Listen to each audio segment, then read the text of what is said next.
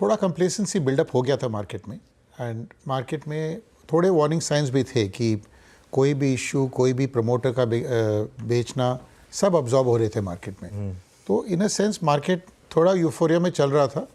लेकिन अगर आप इंडेक्स की तरफ देखोगे तो इंडेक्स में इतनी कटौती हुई नहीं है। इंडेक्स वाइज ऊपर से 5-6% है, विच इज़ नाउ स्टॉक्स में 25 से 40% का फॉल देखने को मिला है। सो नॉर्मली बुल मार्केट का ये साइन होता है कि पीपल्स पोर्टफोलियोज, एक्चुअली अगर आप देखोगे 6 महीने से ही करेक्शन चला आ रहा है।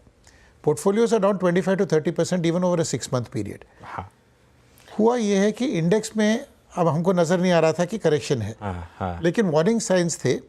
जैसे PSUs as a basket have dropped 25-30%, defense has dropped, rail stocks have dropped, EMS, काफी stocks, हाँ। So lots of sectors the fall has been। तो करेक्शन आप कह रहे हैं कि पहले से शुरू हो गई थी, तो अब हमको दिख रहा है कि करेक्शन दिख रहा है अभी है, क्योंकि कुछ स्टॉक जैसे पहले ऐसा नहीं था कि अगर खराब रिजल्ट होते थे तो 2-3% में निपटता था, फिर बाय ऑन डिप्स के बेसिस में लोग खरीद लेते थे। यहाँ पर क्या देख रहे हैं कि even if the results are reasonable, markets are falling. तो इट शोज़ कि, और जनरली अगर आप मार्केट के लोगों से पूछो, at least some of the HNIs, most of them were saying कि हमारा वो इन्वेस्टेबल सरप्लसेस बंद सा हो गया था। So the liquidity was already drawing up.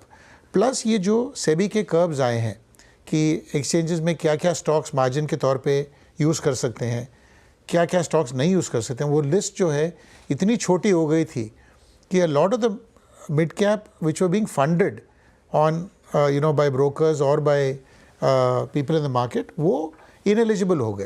तो जैसे वो इनएलिजिबल हो गए तो उनमें जो सेलिंग देखने को नज़र आया है। सो 30-40% में you now need to have equity money to be able to buy equity, you can't do it on leverage. तो